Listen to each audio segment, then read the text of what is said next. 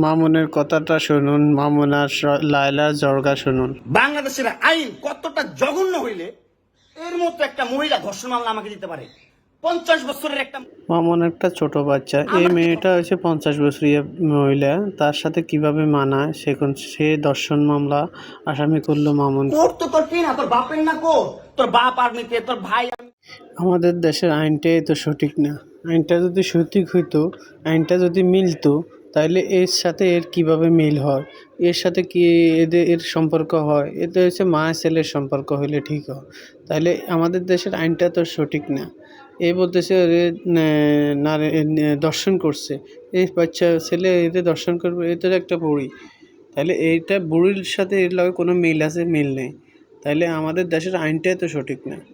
তাইলে এই মামুনের, যারা মামুনকে ভালোবাসেন, যারা মামুনকে সাপোর্ট করেন, তারা সবাই এই ভিডিওটা দেখবেন, বেশি বেশি করে শেয়ার করবেন, অন্যকে দেখার সুযোগ করে দিবেন, যেন আইন সঠিকভাবে বিচার করে।